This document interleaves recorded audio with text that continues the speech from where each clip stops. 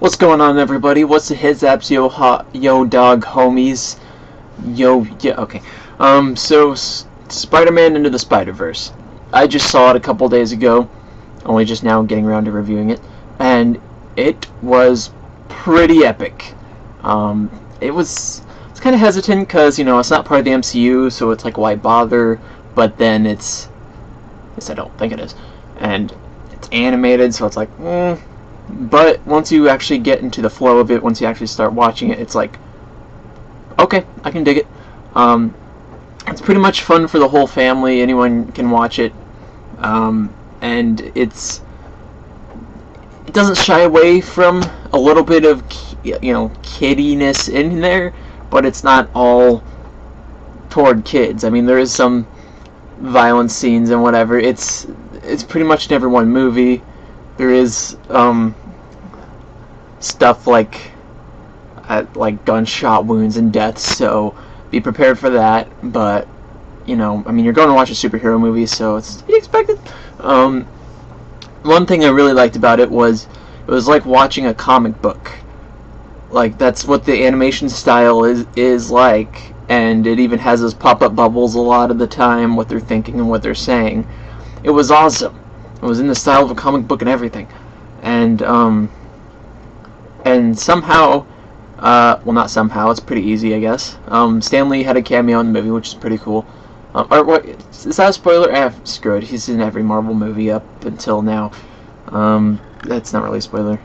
Rest in peace. But, yeah, so that's pretty interesting. What else?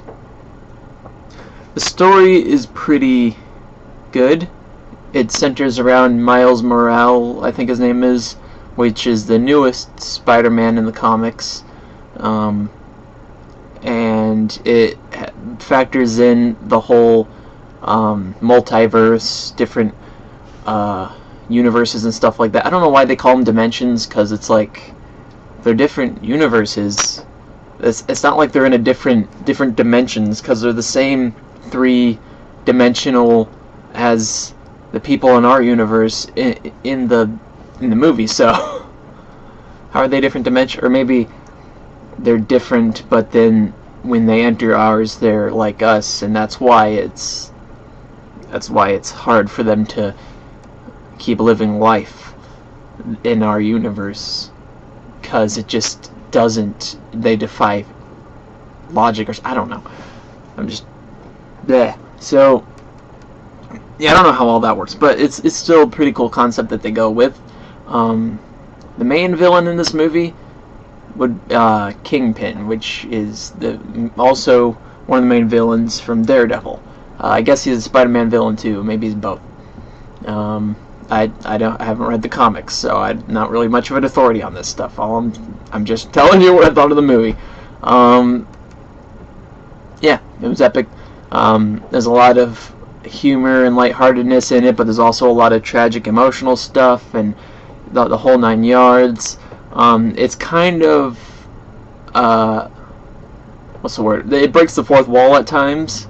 Like, it's aware of what it is. The characters are aware. It's pretty funny. It's not afraid to make fun of itself in past Spider-Man movies.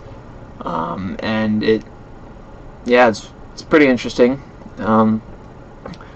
Go into it, though, not with the highest expectations and hopes, because at the end of the day, it's a movie.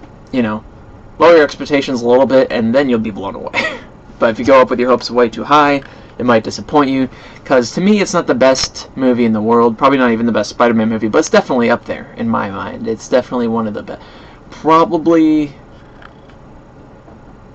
Actually, as far as all the Spider-Man movies we've gotten, right? The old trilogy, 1, 2, 3, then Amazing Spider-Man 1 and 2, then you got Homecoming.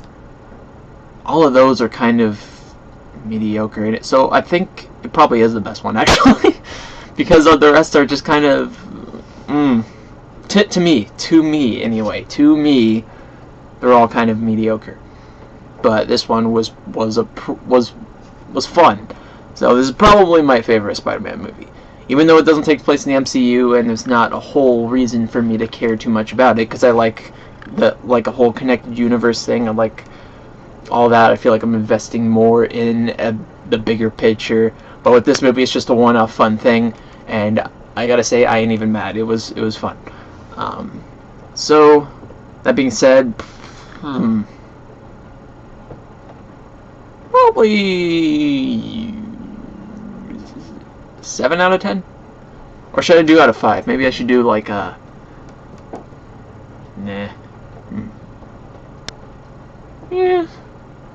yeah, 7 out of 10, maybe 8 out of 10.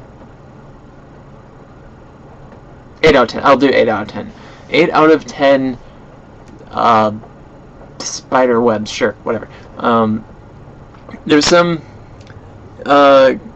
characters, I believe they're all from the comics, but there are a couple silly ones. I mean, they can still be silly, be from the comics, but still, they bring out the silly a little bit. My favorite character had to be the what was it, like the manga person and the robot or whatever. That was pretty silly. And Peter Porker, it's a tie between the two. Did I just spoil it? I don't know. If I just spoiled, screw it. You saw the trailer anyway, who cares? So I would get into spoilers, but there's really no reason for me to talk about it, because it's not like I went into this movie with hoping this. There's not a whole lot of spoilery stuff to talk about as far as I'm concerned. It just, yeah, it was a fun movie. Like, that's really. Did I have a few gripes with it? Not that I recall. Nah, it was pretty good for what it was. It's like a one-off popcorn flick that's really fun to watch. So, I recommend it. Next I'm going to watch Aquaman, probably, maybe, sort of. I'm hoping to. That's my plan anyway. And, yeah, that'll be interesting. I hear it's pretty good, but we'll give it a try. Anyway, thank you for watching this video. What did you think of the Spider-Man movie? If you've seen it, Into the Spider-Verse specifically, it's the Spider-Man movie. You know what I'm talking about. Have you seen it? What are your thoughts on it? Are you wanting to see it? How optimistic are you? Just, I don't know, comment if you want to. Who cares? Anyway, see you in the next video I make. Goodbye.